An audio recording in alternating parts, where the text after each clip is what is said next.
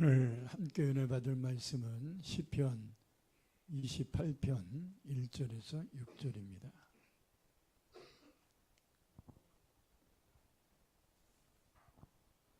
시편 28편 1절에서 6절 우리 다 같이 한 목소리로 합독해서 읽겠습니다.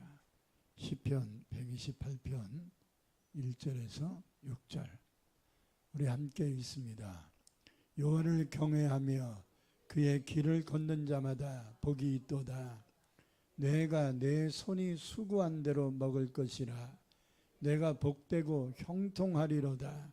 내 집 안방에 있는 내 아내는 결실한 포도나무 같으며 내 식탁에 둘러앉은 자식들은 어린 감람나무 같으리로다.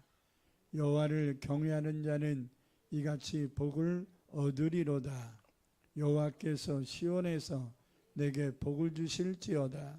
너는 평생에 예루살렘의 번영을 보며 내 자식의 자식을 볼지어다. 이스라엘에게 평강이 있을지로다. 아멘. 사랑과 은혜와 풍성하신 아버지, 오늘도 귀하고 거룩한 성의를 허락하시고 하나님의 전에 나와 예배드릴 수 있는 믿음과 은혜와 환경을 주시오니 감사합니다. 오늘도 하나님 앞에 나와 예배하는 모든 자들에게 영이 열려지고 마음이 열려지게 하시고 들을 귀가 열려지게 하옵소서. 오늘도 주께서 주시는 말씀을 듣기를 원하오니 한 귀로 듣고 한 귀로 흘려버리지 아니하고 두 귀로 듣고 마음판에 새기는 시간 되게 하옵소서. 예수님의 이름으로 간절히 기도드립니다. 아멘. 할렐루야. 이 한 해에 하나님께서 우리 교회에 주신 표는 하나님을 경외하는 가정이 되게 하소서라는 것입니다. 그래서 지난주에는 오늘 본 말씀을 통해서 왜 하나님을 경외하는 가정이 되어야 되느냐라고 하는 말씀과 또 어떻게 하는 것이 하나님을 경외하는 것인가에 대해서 말씀을 전했습니다. 무엇이 하나님을 경외하는 것인가 5가지를 말씀드렸는데, 첫째는 예배 잘 드리는 거다. 아멘. 둘째는 말씀에 순종하며 사는 거다. 셋째는 진실하게 사는 거다. 넷째는 하나님께 영광 돌리며 사는 거다. 다섯째는 잘못한 게 있으면 하나님 앞에 진솔하게 회개하며 사는 게 하나님을 경외하는 삶이다. 다시 중요한 게 뭐예요? 예배, 순종, 진실, 하나님께 영광, 회개, 이 5가지 키워드가 하나님을 경외하는 삶을 살 수 있는 중요한 요소인 것입니다. 이렇게 우리가 하나님을 경외하며 사는 사람이 되고 가정이 된다면 하나님이 그냥 너 경외 잘하는구나 이렇게 칭찬만 해주시는 정도가 아니라 오늘 말씀 보니까 크게 5가지의 복을 하나님을 경외하는 자들에게 주시겠다 약속하고 계시는 것입니다.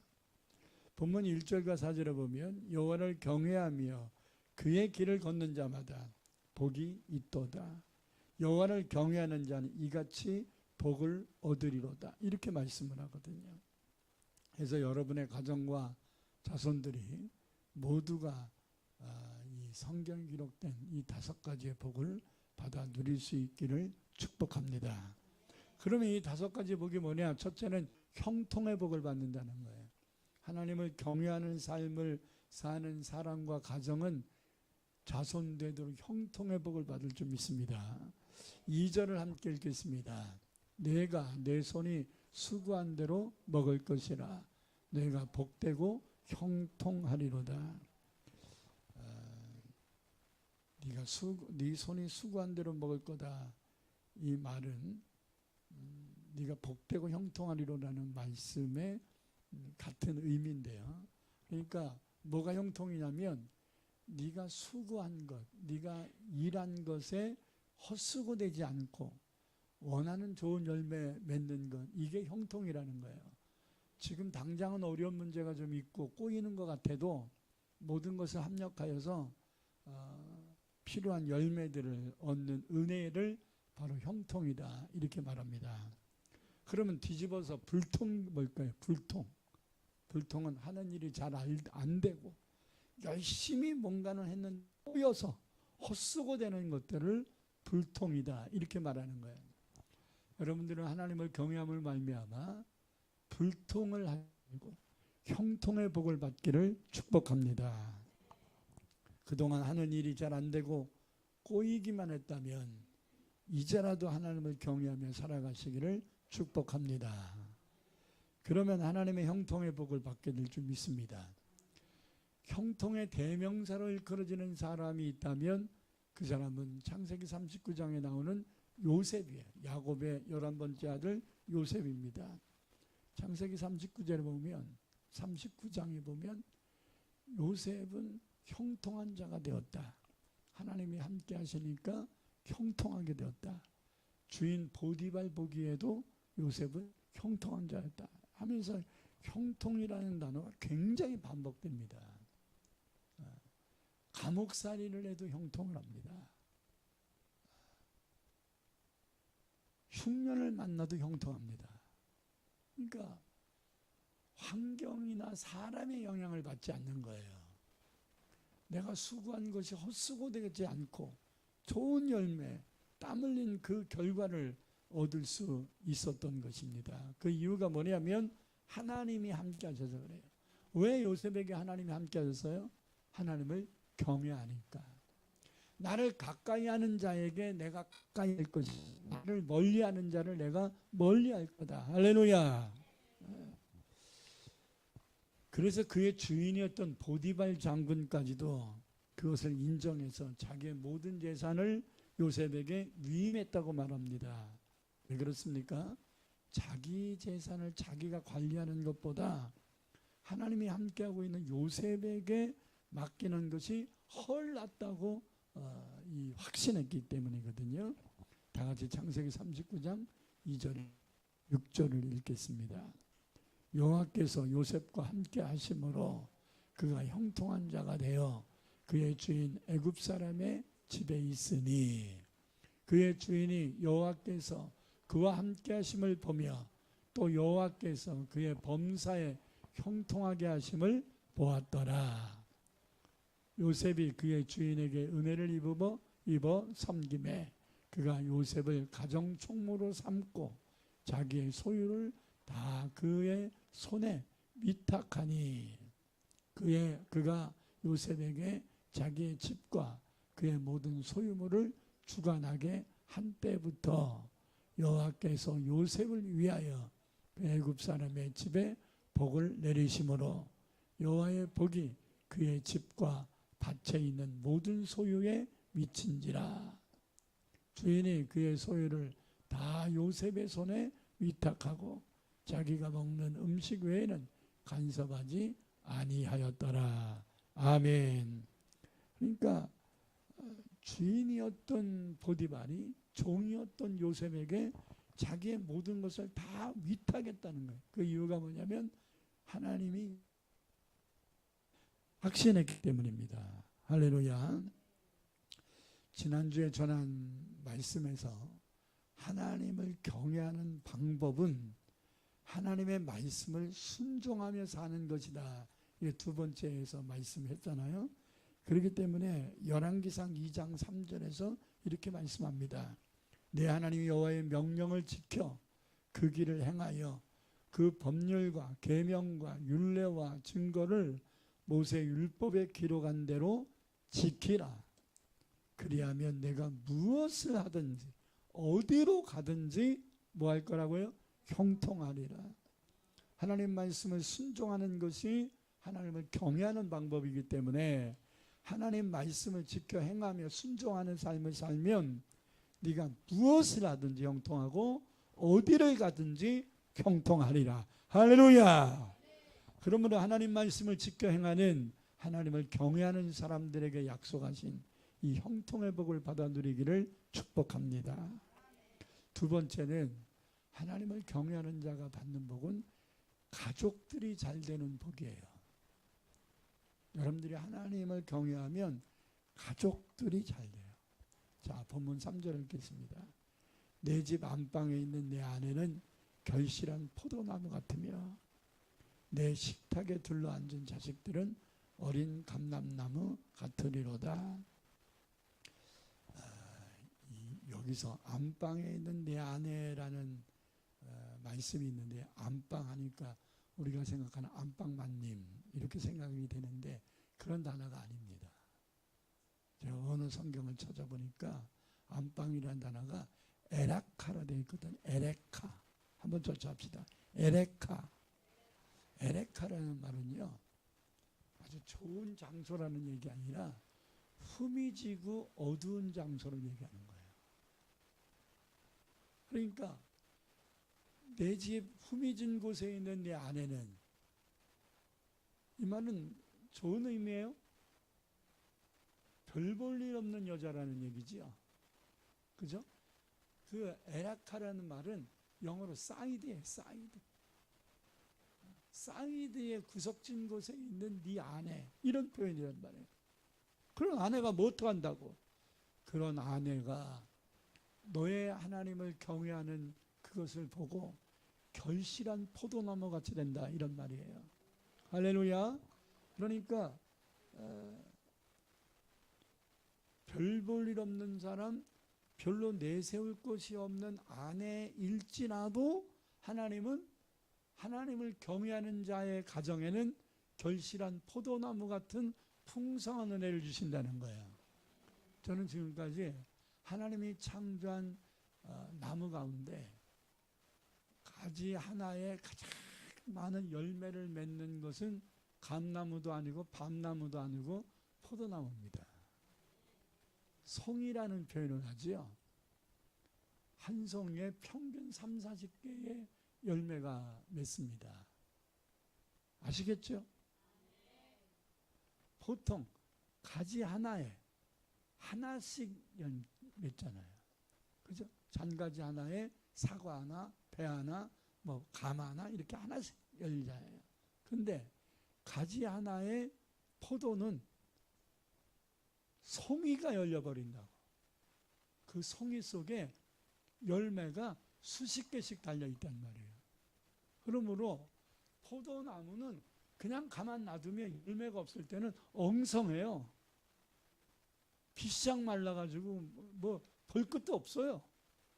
근데 이 포도나무의 진가는 열매가 맺었을 때 풍성한 거예요. 할렐루야. 그러니까 내 집 안방에 있는 별 볼 일 없는 풍성한 결실한 포도나무 같게 될 거다. 어떻게 하면? 하나님을 경외하면. 할렐루야. 그 다음에 또 내 식탁에 둘러앉은 자식들은 어린 감람나무 같으리로다, 이렇게 말합니다. 여기서 어린이라는 단어도 또 문제가 있어요. 히브리어로 세틸이라는 단어인데, 이 세틸이라는 단어는 아직 여물지 않아서 쉽게 꺾이는 약한 가지를 세틸이라는 단어를 쓰거든요. 그러니까 감람나무라는 단어에 주목을 해야 돼요. 어린이라는 단어와 감람나무라는 단어가 연결됨으로 인해서 굉장히 승수효과가 있는 의미의 말씀입니다. 여러분, 세틸이라는 어린이라는 단어만 보면 굉장히 빈약합니다. 그런데 이 어리지만, 아직 약하지만, 아직 부족하지만, 아직 보잘것없지만 감람나무라는 거예요. 이 어린 것이. 그것이 누가 그렇게 된다는 거예요? 네 자녀들이. 아멘. 자, 왜 그러냐? 우리가 아는 올리브 나무의 종류거든요. 그러니까 이 올리브 나무는 처음에 싹이 나왔을 때는 진짜 뭐 보리 이상만큼도 안 되는 연약함입니다.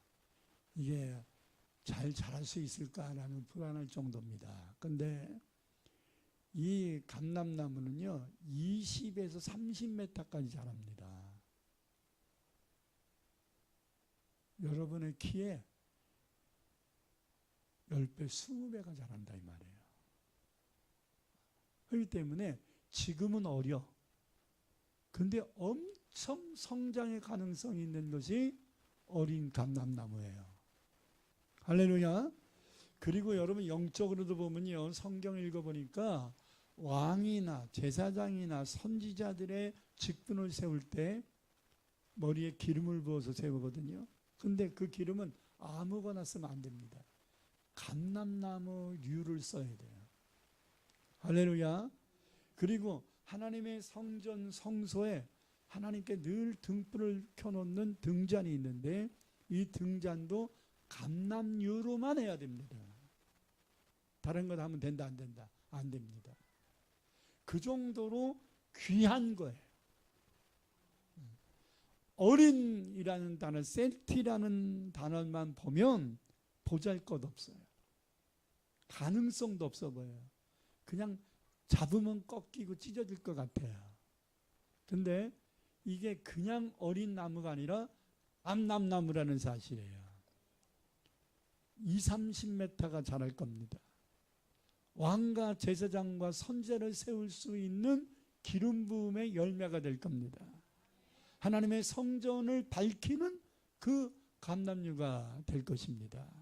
그러므로 지금은 어리고 보잘것없어도 이 자녀의 앞날은 시온에 들어가 열릴 것이고 많은 사람들에게 존귀함을 얻게 될 줄 믿습니다. 조건이 뭐예요? 하나님을 경외한다면. 아멘. 머리도 별로 안 좋은 것 같고 건강도 별로 안 좋은 것 같고 인간관계도 별로 못한 것 같고 그래도 하나님을 경외하면 그 미래는 창이랄 줄 믿습니다. 할렐루야. 이런 말씀들을 들으면 막 가슴이 막 벅차야 돼.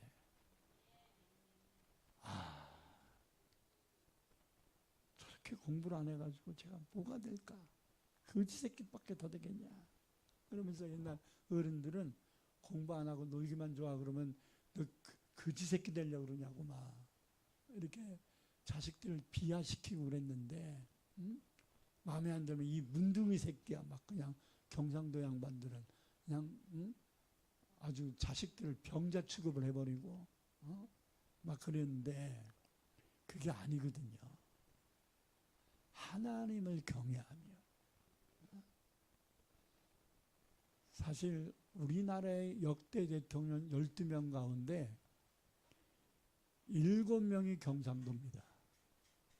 그 문둥이 새끼들이 나라를 다스렸어요.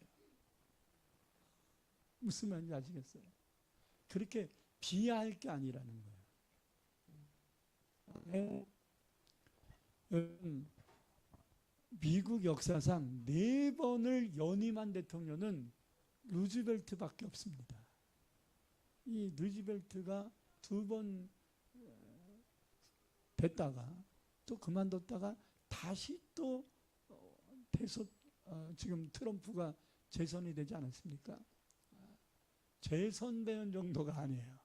재선을 2번을 했어요. 루즈벨트는. 그래서 미국 역사상 전무후무한 사람입니다. 근데 이분은 어릴 때부터 소아마비입니다. 그래서 대통령 할 때도 대부분 터서 지팡이 짚고 사진 찍은 게 거의 없어요. 다 어디서 찍었냐면 휠체어 타고 사진 찍어요. 왜? 소아마비이기 때문에. 그래서 여러분 그 3자 회담 할 때 얄타 회담을 하죠. 우리나라 통일 문제를 가지고서 얄타 회담을 할 때 소련의 스탈린, 영국의 처칠, 미국의 루즈벨트가 셋이 찍고 뒤에는 보좌진들이 이제 사진을 찍었는데 보좌진들은 다 썼는데 앞에 세 나라의 대통령들은 수상과 대통령은 앉아서 찍었어. 그 이유가 뭔지 압니까? 여러분 요즘 정상회의 할 때 앉아서 찍는 사진 봤나요? 다 서서 찍잖아요. 아, 못 보셨구나. 다 서서 찍습니다. 누구는 앉고 누구는 서 그럴 수가 없잖아요. 근데 루즈벨트가 찍은 사진에는 세계 정상들이 다 앉아.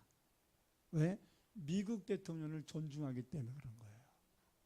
미국 대통령이 서 있을 수가 없으니까 휠체어에 앉아서 찍으니까 다 옆에 의자들 앉혀놓고 앉아서 찍는 거예요. 정상들이. 그 정도로 루즈벨트 대통령은 시대적으로 존경받았던 사람입니다. 육신적으로는 소아마비였음에도 불구하고 이것이 하나님을 경외하는 자에게 어린 감람나무 같으리로다. 할렐루야. 이 말씀을 우리는 잘 기억을 하고 인식을 하고 마음에 담아야 돼요. 저 자식이 뭐가 되겠는가 탄식을 하지 말고 하나님을 경외하게 하세요. 그러면 그는 지금 여린 자 같아도 부족함이 있는 것 같아도 보잘것없는 것 같아도 감람나무처럼 커질 것이고 존귀케 될 줄 믿습니다. 다윗이 어렸을 때는 목동에 불과했거든요. 근데 하나님을 얼마나 경외를 합니까? 그랬더니 하나님이 목동이었던 다윗을 왕이 되게 하시고 그 자손 대대로 왕족이 되게 만드시지 않았습니까? 하나님을 경외하는 자들을 하나님은 외면하지 않습니다. 그 가정과 자손들을 복을 주실 줄 믿습니다. 세 번째로 하나님을 경외하면 영적인 복을 받게 될 거라는 거예요.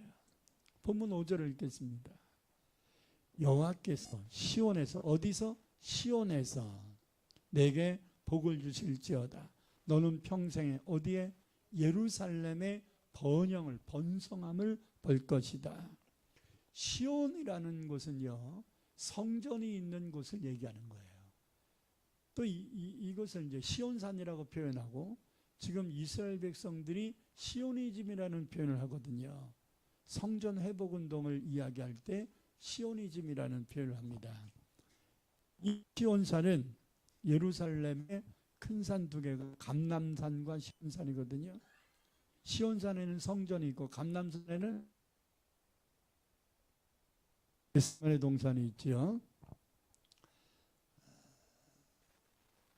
여러분 이 말은 하나님을 경외하는 자는 하나님의 성전에서 복을 받게 된다는 말인데요. 이게 무엇을 말하는 것일까? 이게 예배의 은혜를 얘기하는 거예요. 예배의 은혜. 시온의 복을 받을 것이라는 게 아니라 시온에서 성전에서 복이다 이렇게 말하거든요. 시온에서 성전이 있는 시온에서 그가 복을 받을 거다. 여러분 성전에 와서 교회 와서 복을 받는다는 게 뭐예요? 은혜 받는 거예요. 교회에서 복을 받는 건 다른 게 아니에요. 교회에서 성전에 와서 복을 받는, 예배 드릴 때 예배의 은혜가 여러분에게 임하는 게 복입니다. 예배는 드렸는데 무당막하고 뭔 말인지도 모르겠고 그냥 왔다가 그냥 가고 근심 갖다가 오로 근심 싸질머지고 가고, 이건 복 받은 게 아닙니다. 여러분들이 시온에서 복을 받는 것은 하나님의 성전에 와서 예배를 드렸을 때 예배에 감격이 있는 거예요. 말씀을 들을 때 하나님이 내게 말씀 주셨구나라는 기쁨이 있는 거예요. 하나님 앞에 기도했는데 살아계신 하나님의 응답을 체험하는 거예요. 이게 시온에서 복을 받을 것이라는 말입니다. 하나님을 경외하는 자의 기도를 하나님 외면하지 않습니다. 하나님을 경외하는 마음으로 예배드리는 자에게 하나님은 풍성한 은혜를 주실 것입니다. 할렐루야. 그러나 하나님을 경외하지 않는 자들이 예배를 드리면 의미가 없는 거예요. 그러므로 예배를 드렸냐 안 드렸냐, 주일 예배를 참석했냐 안 했냐가 아니라 여러분들이 하나님을 경외하는 마음을 가지고 예배를 드렸으면 반드시 은혜가 임할 겁니다. 그냥 기도하는 것이 아니라 하나님을 경외하는 자가 기도하면 하나님은 귀를 기울이실 것입니다. 그러므로 예배 드리는 것보다 중요한 게 뭐예요? 여러분들이 오늘 이 예배를 통해 하나님의 임재를 체험하고 하나님이 내 마음을 알아주시는구나, 하나님이 나에게 이 말씀 들으라고 하셨구나 라는 것을 깨달아 주시는 것은 여러분의 자세가 하나님을 경외하는 자세가 되어야 된다는. 마태복음 13장에서 말하는 좋은 땅, 말씀을 심었는데 30배, 60배, 100배의 결실을 맺는다는 이 좋은 땅은 하나님을 경외하는 자의 마음을 의미할 것입니다. 길가 같은 땅은 하나님을 경외하지 않고 하나님 말씀 듣는 자를 의미할 겁니다. 그렇다면 하나님을 경외하는 마음 없이 말씀을 듣고 예배를 드리는 자에게는 누가 와요? 마귀가 와서 들은 말씀을 뺏어갈 거라는 거예요. 그러면 예배는 드렸는데 말씀은 들었는데 남는 게 없는 거지. 그렇기 때문에 믿음이 성장해요, 안 해요? 안 하는 거예요. 이것을 이사야는 야 너희는 어찌하여 성전 뜰만 밟고 가는 자가 되느냐 이렇게 말합니다. 성전에 온 자는 뭐를 해야 돼요? 제사를 드려야지. 기도를 해야지. 하나님을 경배를 해야지. 예배를 해야 될 거 아니에요? 근데 성전만 들락날락하면서 제사를 안 해. 기도를 안 해.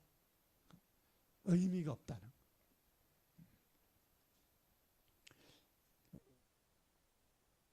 영적인 복을 받기를 원한다면 하나님을 경외하는 자가 되어야 할 것입니다. 네 번째로 장수의 복도 주시겠다 이렇게 말합니다. 보니까 내 자식의 자식을 벌 것이며 라고 말씀합니다. 내 자식의 자식이면 손주지요. 그러니까 손주 없는 집이 하나님을 경외하면 손주 난다 이런 말인가요? 그렇게 단순한 말씀이 아니라 자식의 자식을 본다는 것은 손주도 보고 자손들을 많이 본다 이런 말이거든요. 수를 얘기하는 게 아니에요. 몇 명의 자식을 보고 몇 명의 손주를 본다는 수적인 것을 얘기하는 게 아니에요. 네가 자식의 자식을 후손들을 볼 수 있도록 오래 살 거다 이런 말이에요. 장수를 얘기합니다. 열왕기상 3장을 보면 솔로몬이 하나님을 경외하여서 1000번제를 드리며 예배드리고 기도하지 않았습니까? 하나님께서 그의 예배를 받으시고 그의 기도를 받으셔서 그가 원했던 지혜로운 마음만 받았던 게 아니라 성경은 장수의 복을 주셨다고 말씀합니다. 네가 구하지 아니한 부귀와 영화 장수를 더하여 주리라. 왜? 하나님을 경외했으니까. 하는 것만은 능사는 아니에요. 오래 사는 사람이 입버릇처럼 내가 너무 오래 살았어. 내가 너무 오래 살았어. 이거는 오래 살아서 좋다는 얘기예요. 후회가 된다는 얘기예요. 후회한다는 얘기죠. 그때 갔어야 돼. 이런 후회한다는 얘기잖아요. 여러분들은 80, 90, 100을 살아도 통계를 보니까 확실히 평균 연령이 10여 살이 올라갔더라고. 남자들은 76.4세 평균 연령이. 그러니까 일찍 죽는 분들도 있으니까 평균 80은 산다는 거예요. 저는 아직도 20년은 더 살아야 될 것 같습니다. 80 넘게 사는 게 평균 연령 하니까. 그러니까 일찍 돌아가시는 분들이 꽤 있잖아요. 병으로, 사고로. 그러면 일찍 돌아가는 사람들하고 겹쳐가지고 평균 연령이 나오는 거잖아요. 그러면 일찍 돌아가는 사람 빼고 그냥 평범하게 사는 사람들은 보통 80 이상 산다는 얘기예요. 그죠? 일찍 돌아가시는 분들 때문에 이게 80 이상 사는 사람들 평균 연령이 내려간 거니까 여자들이 더 독합니다.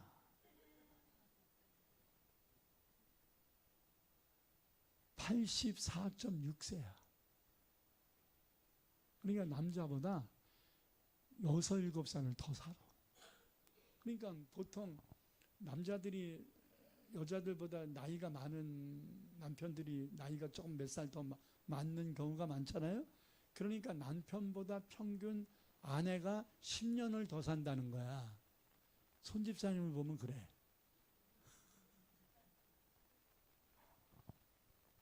그죠? 여러분 눈 깜짝하면 8, 90 될 겁니다.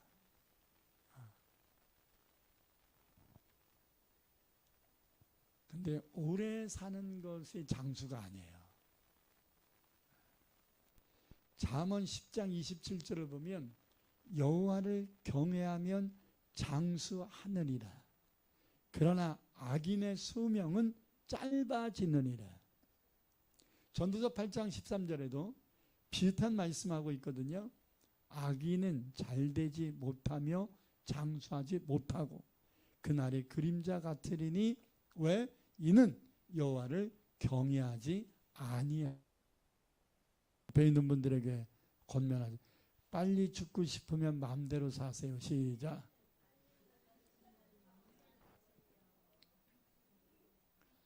다시 한번. 하나님을 경외하여 장수하세요. 시작.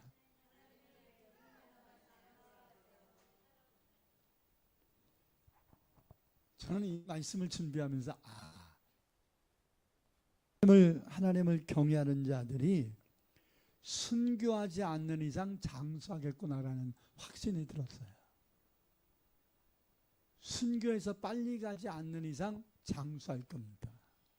아멘.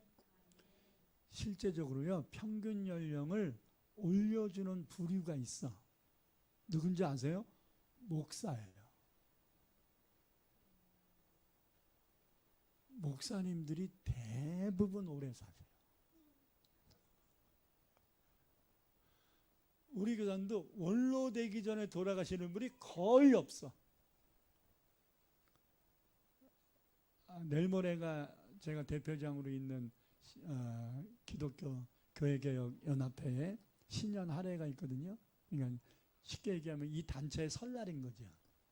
그래서 이제 어른들한테 이제 90도 각도로 이제 인사를 하는 할애식이 있거든요. 지난 월요일 날은 우리 합동개혁총회 총회 차원의 신년 할애가 있었는데 제가 증경총회장이잖아. 그러다 보니까 60대밖에 안 됐는데도 70, 80대한테 인사를 받아야 돼. 아유, 송구하다 그래야 되나? 면민하다 그래야 되나? 그래가지고 저도 고개를 숙일 수밖에 없었는데, 여러분 그 신년 할애 때를 하다 보면 직분상 어른인 직분이 있고요, 연령상 어른인 분들이 있어요. 이 두 부류의 분들에게 할애를 하는 거예요. 직분상 어른. 그러니까 교단을 이끌어갔던 총회장을 했던 분들이 어른이잖아요. 그러니까 이런 분들에게 연령을 초월해서 인사를 하는 거예요. 이게 신년 할애예요. 그리고 이제 또 80 넘은 분들만 또 쫙 세워. 그래가지고 이분들한테 용돈을 또 드려. 총회에서. 오래 사셔서 감사하다고. 이제 3주 있으면 설날이잖아요.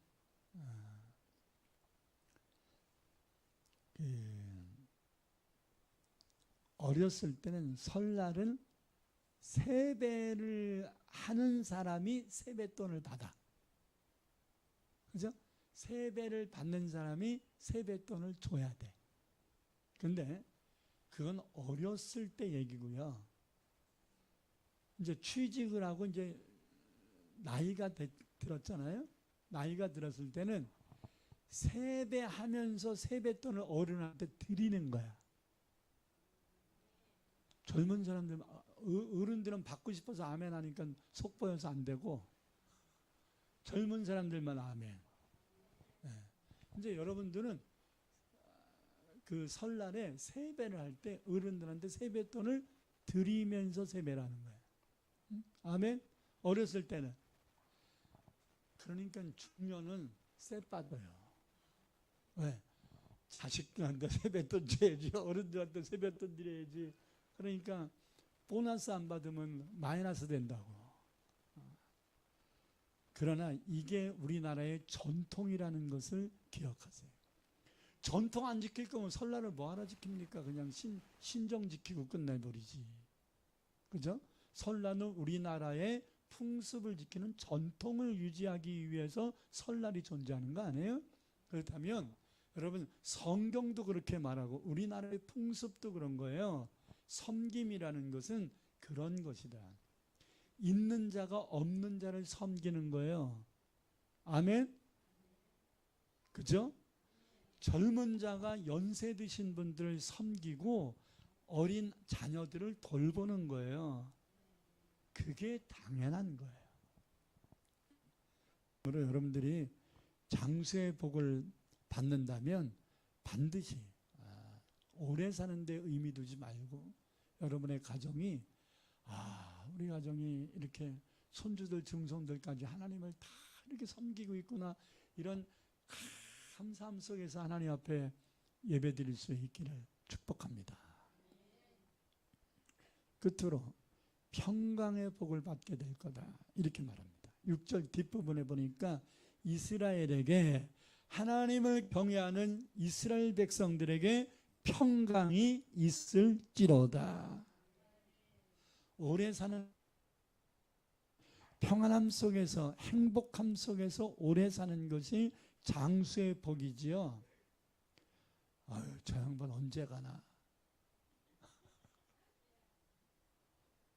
정말로 즐기게 사시네, 이런 말 들으면서 사는 게 무슨 의미가 있겠어요? 여러분들이 자고 있는데 자식들이 눈을 이렇게 뜨고 살았나 죽었나,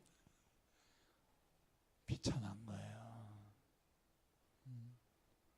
여러분들은 장수의 복을 받을 뿐만 아니라 행복한 복, 평강의 복을 받기를 축복합니다. 경외하는 사람들에게는 하나님께서 보장해 주시는 것이 장수일 뿐만 아니라 평강을 더하여 주실 것이다. 사랑하는 모든 성도들은 하나님을 경외함으로써 반드시 이러한 복을 더불어 받기를 축복합니다. 평강이 있을지로다. 이 말씀은 너 평안하게 살았으면 좋겠다는 권유형의 말씀이 아니라 있을지어다, 지로다, 명령형으로 되어 있거든요.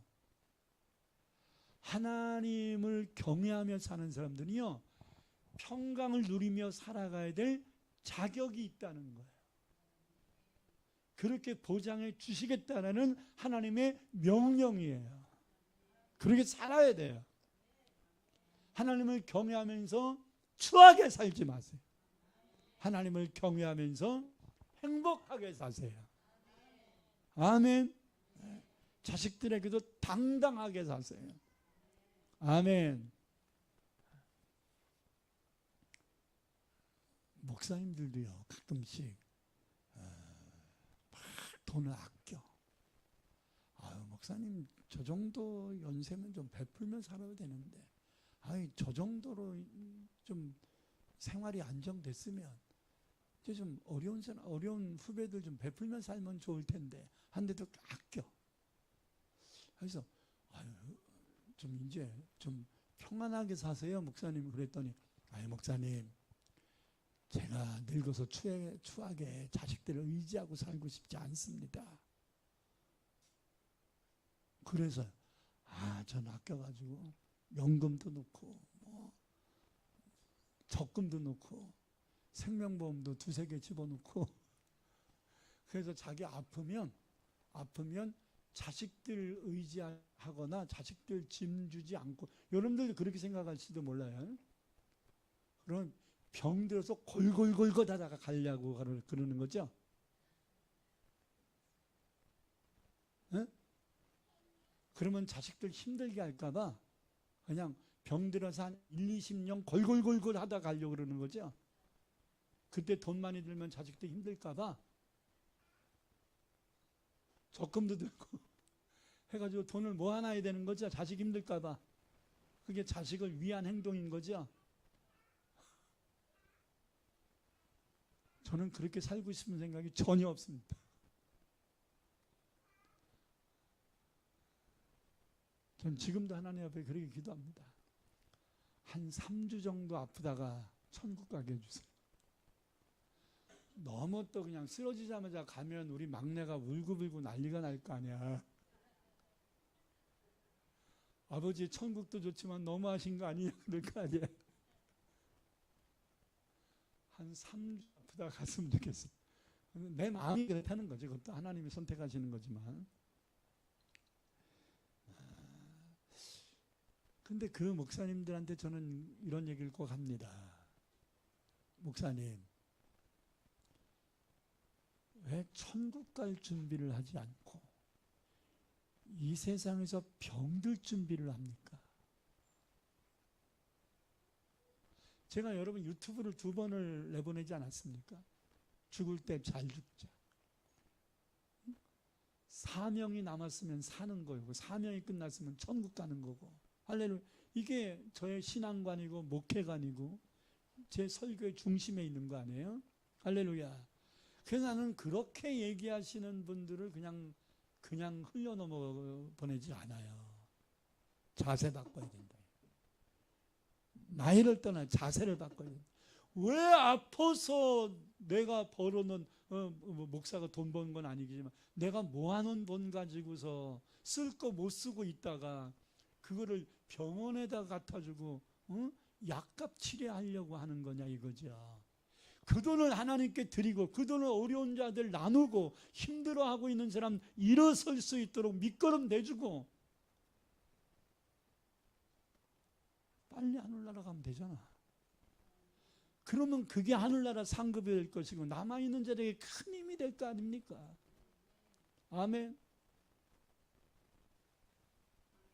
그렇게 살자고요. 막 돈 꽁치 놓고 막 그냥 요즘은 은행이니 뭐니 이런 재테크들이 많으니까 안 그런데 옛날에는 은행도 막 가서 입금을 해야 되고 뭐 자동이체도 안 되고 막 뭐 거의 그렇잖아요. 그러니까 어떤 분은 막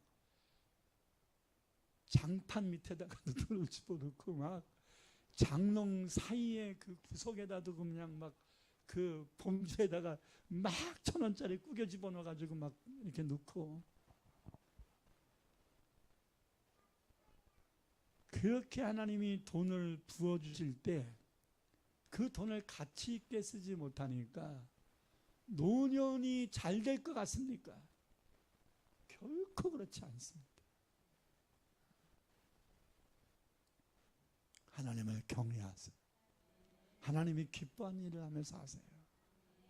그것이 다 이 땅에 남아있는 자들에게 큰 힘이 될 것이고 호랑이는 죽어 가죽을 남기지만 사람은 죽어 이름 석자를 남기는 거예요. 여러분의 자녀와 자손들이 여러분이 하늘나라 갔을 때 여러분들의 죽음에 대한 거룩성을 귀하게 여기고 pompad이려야지. 에휴, 우리 아버지 참 고생 많이 하다 가셨네. 에휴, 우리 엄마 참 힘들게 살다 가셨네 하면서 그냥 눈물 흘려주기를 원합니까? 그렇게 살지 맙시다. 하다못해 제가 아버지 성묘를 하다 보면 그 공원 묘지에 수없는 묘지들이 있잖아요. 근데 돌아가실 때는 이게 잘 해놨어. 근데 그 후에 자손들이 안 와. 그러니까 무덤이 비 오고 막 이러는데 관리가 안 되니까 그냥 깎아내려서 무너져 내리고 비석이 반은 빠져 있고 막 이런 것도 봅니다. 그러면요, 돌아가신 고인만 누가 되는 게 아니에요. 자식들까지 다 욕하잖아요. 나하고 아무 관련도 없는 사람을 욕한다고 내가. 아, 너무한 거 아니야?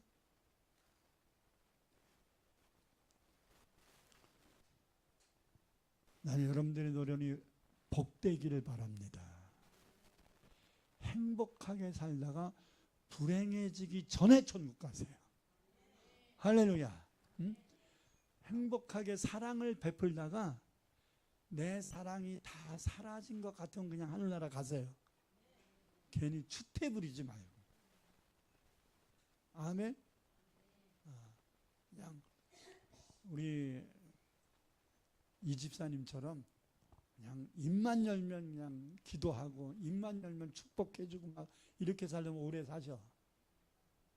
그러니까 그렇지 않고 입만 열면 욕하고 그러려면 빨리 가. 입만 열면 축복을 해야 돼요. 아멘. 욕하며 살려면 빨리 가야 돼요. 아멘. 으유, 저거 저러다가 그냥 거지되겠어. 이렇게 저주하고 그러려면은 그냥 빨리 가요. 살아있는다는 게 죄예요. 그렇게 하면. 그러니까 여러분들은 오래 사는 장수의 복을 받을 뿐만 아니라 하나님이 주시는 평안함이 있어요. 그러려면 이렇게 우리 김순례 권사님처럼 몸이 안 좋아도 예배를, 지금 자식들이 이해를 못해. 아니 엄마 이렇게 날씨가 영하 날씨인데 왜 아침부터 이러냐고 이해를 못해. 근데 이제 저 양반이 천국가잖아요. 야, 우리 어머니가 참 대단한 분이었구나 이렇게 느낄 겁니다. 지금은 이해를 못할 거야. 아니 어머니가 몸도 안 좋은데 왜 그렇게 교회밖에 모르냐고 이러고서 이해를 못할지도 몰라요. 근데 저들이 믿음이 들어가면 아, 우리 어머니가 이래서 파킨슨병이 있었는데도 그렇게 교회를 가고 싶어 하셨구나 느낄 때가 반드시 있을 것입니다. 할렐루야. 자, 말씀을 마치겠습니다. 하나님을 경외하며 살면 반드시 마음의 평강이 임할 것입니다. 삶의 형통함도 임할 것입니다. 가족들도 잘 될 것입니다. 하나님을 경외하며 산다면 장수의 복도 받을 것이고 하나님을 경외하며 산다면 예배의 은혜가 넘쳐서 늘 성령 충만한 삶을 살게 될 줄 믿습니다. 이 안에 여러분과 여러분의 가족들이 하나님을 경외하는 가정이 되어서 오늘 들은 말씀대로 5가지의 복이 임할 수 있기를 축복하고 기원합니다. 두 손을 가슴에 얹고 하나님 앞에 기도하십시오. 하나님, 내가 귀한 하나님 믿으려면 어설프게 믿지 않고 하나님을 경외하는 자 되게 하시고, 하나님 내 가정이 형식적으로 신앙생활하는 게 아니라 하나님을 경외하는 가정 되게 하옵소서. 그래서 시편 28편의 말씀은 5가지의 복이 하나님의 나와 내 가정 자손만대에 임하게 하옵소서. 통성으로 기도합니다. 주여 할렐루야. 아버지 하나님 감사합니다. 오늘도 아버지 하나님 우리에게 귀한 이 말씀 들으라고 이전에 아버지 불러주셔서 감사합니다. 하나님을 경외하는 자에게는 형통을 주신다 약속했습니다. 하나님 우리의 삶에 형통이 임하게 하소서. 우리의 자녀들에게도 형통이 임하게 하소서. 아버지 하나님의 우리 교회도 형통이 임하게 하소서. 하나님을 경외하는 자들에게 수고의 땀에 결실을 얻게 할 것이다. 헛수고하는 인생 살지 않게 할 것이다. 주님 분명히 말씀하셨사오니 하나님 형통케 하옵소서. 나만 잘 되는 게 아니라 내 자녀들도 잘 되게 하소서. 내 자손들도 잘 되게 하소서. 하나님을 경외함을 통하여 우리가 하나님 앞에 예배드릴 때 빈마음으로 왔다 빈마음으로 돌아가지 아니고 근심 가지고 왔다 근심 가지고 돌아오는 게 아니라 하나님 근심 가지고 왔을지라도 하나님을 경외하며 예배함을 통하여 근심이 떠나가고 하나님의 참된 평안과 은혜와 성령의 충만함을 얻고 돌아가게 하여 주옵소서. 삶의 용기와 샘을 얻고 돌아가게 하여 주옵소서. 하나님을 경외하여 이 시간 기회전에 나와 예배드리는 모든 자들 위해 하나님의 복이 임할지어다. 하나님의 복이 임할지어다. 하나님의 5가지의 복이 임할지어다. 형통의 복이 임할지어다. 평강의 복이 임할지어다. 자손들의 복이 임할지어다. 장세의 복이 임할지어다. 예배의 은혜의 복이 임할지어다. 하나님 이 복이 임하게 하옵소서. 예수님 이름으로